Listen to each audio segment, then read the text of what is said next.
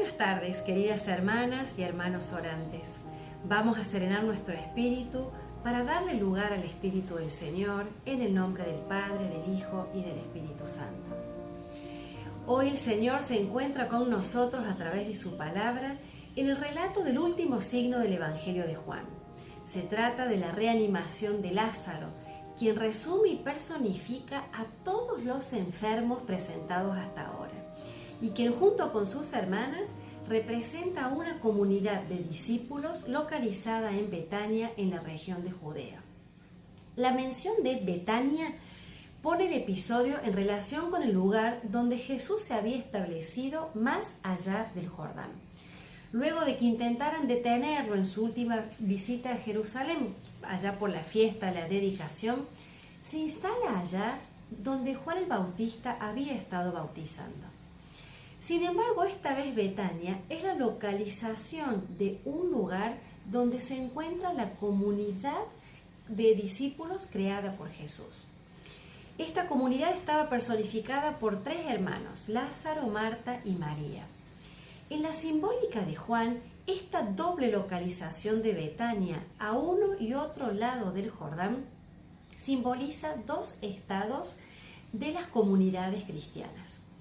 El de aquellos que han creído saliendo de la antigua institución hacia el otro lado del Jordán, y el estado de quienes, habiendo dado su adhesión a la persona de Jesús, se quedan de este lado, siguen siendo discípulos, pero no han roto completamente con su pasado judío y se encuentran a corta distancia de Jerusalén. Estas hermanas le mandan decir a Jesús que su hermano está enfermo. Simbolizan a una comunidad que muestra interés por cada uno de sus miembros. Y está claro que Jesús actúa allí donde existe una comunidad fraterna. No hay una petición explícita, solo les basta con informarlo. La comunidad se dirige a Jesús con el título de Señor, porque tienen plena confianza de que Jesús no los va a dejar solos y va a acudir a donde ellos están a causa de esta necesidad. Esta expresión, aquel que tú amas o aquel que tú quieres, denota esta relación de afecto y de amistad que los unía a ellos como comunidad. Deja claro también que la enfermedad de Lázaro, esta enfermedad que lo lleva a la muerte, no se debe a una falta de amor por parte de Jesús. No es que Jesús no lo ama y por eso se muere. Jesús sí lo ama, pero a pesar de eso se muere porque Él deja que continúe el curso de la vida. Ante esta noticia, Jesús dice que esta enfermedad no es mortal y que es para gloria de Dios. Es decir, que esta enfermedad, por ser de uno que ha dado su adhesión a la persona de Jesús, no tendrá como término la muerte. En cambio, hay otra enfermedad causada por el pecado que sí lleva a la muerte. Como le había dicho al paralítico en la piscina de Betsatá, no peques más, no sea que ocurra algo peor. ¿Qué es eso peor? La muerte definitiva. La muerte que significa en ese caso que verdaderamente se acaba la vida. Y es la que van a experimentar, es lo que van a experimentar quienes permanecen sujetos al pecado. Claramente, esta frase de Jesús, esta enfermedad no es mortal, se presta a una cierta malinterpretación o una interpretación terrena. Entonces Lázaro no está en peligro de morir. Pero la enfermedad de Lázaro en realidad representa la amenaza de muerte física de la cual ninguno de nosotros estamos exentos. Ante la noticia, Jesús decide quedarse en el lugar 2 días más. Este retraso de Jesús es deliberado. Con su pasividad, Él deja que este hecho de la muerte física se consume. Él no ha venido a alterar el ciclo normal de la vida física, liberando al hombre de la muerte biológica. Él ha venido a dar un nuevo sentido a la vida y a la muerte, un nuevo sentido.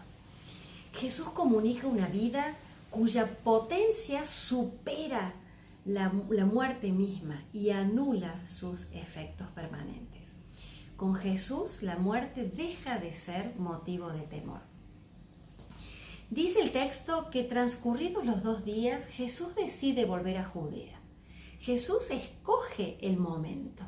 Su acción se realiza cuando Él lo decide. La mención de Judea evoca esta oposición a la persona de Jesús. Dijimos antes que Él había tenido que abandonar este lugar ante todos estos conflictos que había tenido y toda esta sospecha farisea que recaía sobre Él. Él tuvo que mantenerse alejado porque los judíos trataban de matarlo. Judea estaba bajo un control inmediato de Jerusalén y era realmente un lugar de riesgo. Pero sin embargo, él decide volver allí y lo hace para no abandonar a su amigo, aún a riesgo de ponerse en peligro. De ahí que expresa en el texto: Lázaro, nuestro amigo, se ha dormido, pero voy a despertarlo. Jesús se hace uno con los de su comunidad, nuestro amigo, y les hace ver que el amor debe afrontar el riesgo y a salir a ayudar a quien lo necesite. Nos podríamos preguntar, ¿nos hacemos cargo de los más necesitados de nuestras comunidades? ¿Somos capaces de asumir riesgos para salir al encuentro de ellos? Claramente los discípulos objetan. Tienen miedo por Jesús, tienen miedo por su vida y tienen miedo también por sus propias vidas. Solo ven el peligro, pero no el motivo. Mucho menos podrían imaginarse lo que iría a ocurrir más adelante, lo que sería el fruto de la muerte de Jesús en la cruz, dando su vida, aceptando todo por amor. Dice Jesús ante todos estos cuestionamientos de los discípulos: ¿acaso no son 12 las horas del día? Jesús responde a este miedo de los discípulos recordándoles cuál es su misión. Las 12 horas del día representan el periodo de su actividad, el tiempo de su vida a lo largo del cual Él realiza su obra. Mientras dure el día, sigue la actividad y debe aprovechar la ocasión para realizar las obras del Padre sin miedo al peligro. Esta palabra nos interpela. ¿Cómo aprovechamos nosotros nuestro tiempo? ¿En qué ocupamos nuestras horas mientras estamos vivos? Jesús toma la decisión de ir a ver a Lázaro y resulta interesante que habla de Lázaro como si estuviera vivo. Vamos a ver a Lázaro. Él no dice que vamos a ir a consolar a la familia, que vamos a visitar a los amigos, sino dice que vamos a encontrarnos con Lázaro mismo. Dice el texto que Lázaro estaba sepultado hacía 4 días, es decir, que estaba definitivamente muerto, porque se pensaba que la muerte ya era definitiva a partir del 3er día. Nadie podía dudar de su muerte y todos sabían que Lázaro estaba allí metido adentro del sepulcro. Sin embargo, Jesús no entra al sepulcro, que es un lugar de muerte, porque Jesús es la vida. Jesús lo llama, lo hace salir. Jesús ha venido a sacar a la humanidad de los sepulcros de muerte, de los lugares sin esperanza. Y ahí está la clave y la razón de ser de este signo. Jesús no evita ni elimina la muerte física, pero para quien ha recibido de Él la vida, la muerte no es más que un sueño. ¿Cuál es nuestra idea acerca de la muerte? ¿Cuál es tu idea acerca de la muerte? Especialmente en estos tiempos en que estamos rodeados de tantos eventos de muerte. Marta, la hermana de Lázaro, personifica a la comunidad que aún está vinculada a la institución y a la mentalidad judía. De ahí surgen todas estas falsas concepciones sobre la muerte, sobre la resurrección y sobre lo que debería ser la obra del Mesías. En su diálogo con Marta, Jesús deshace estas creencias y le da a conocer el verdadero significado de su persona y de su misión. De este modo, Jesús lleva a Marta hacia la verdadera fe del discípulo. Dice el texto que al enterarse de que Jesús llegaba, Marta salió a su encuentro mientras María, su hermana, permanecía en la casa. El encuentro entre Jesús y los suyos siempre es la confluencia de dos movimientos. Jesús viene a los suyos, pero cada uno tiene que acercarse a Él por propia voluntad. María, que estaba en la casa, no se entera que Jesús estaba llegando y se queda sentada en ese lugar con esa percepción que ella tenía de la muerte como definitiva. Esa percepción que tenía María la mantuvo en la casa, en un lugar de tristeza, de soledad, de angustia y de muerte, y la mantuvo sentada, inmovilizada, paralizada.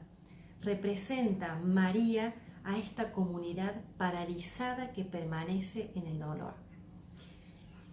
Pero Marta sí sale al encuentro de Jesús y le dice una frase que insinúa un reproche.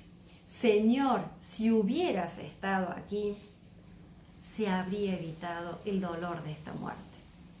Donde está Jesús, reina la vida. Por lo tanto, la lógica de Marta es que su hermano ha muerto debido a la ausencia de Jesús. Jesús habría evitado esta muerte, habría restituido la salud de su hermano. Marta no se da cuenta que la vida misma de Jesús ya los ha curado del mal, ya los ha liberado de la muerte, de la esclavitud del pecado y de la esclavitud de esa muerte a causa del pecado. Para los que Jesús ama, la muerte no es más que un sueño.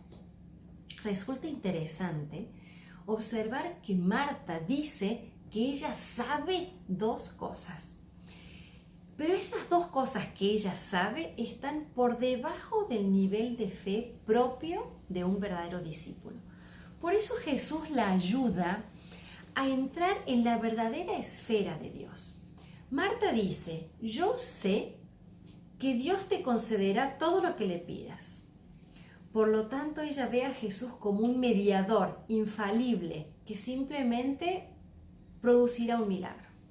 Marta también dice, yo sé que resucitará en la resurrección del último día.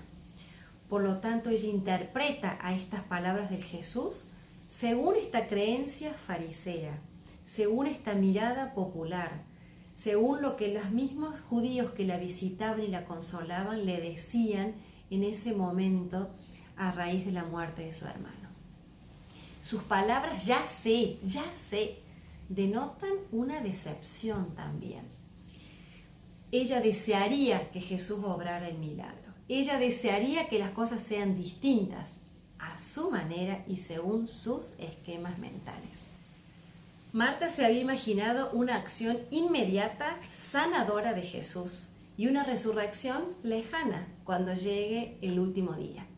Jesús, en cambio, le hace ver que la resurrección es Él mismo, porque Él mismo es la vida, aquí y ahora. La vida que Jesús comunica cuando se encuentra con la muerte no es vencida por la muerte, sino que esta vida supera a esa muerte.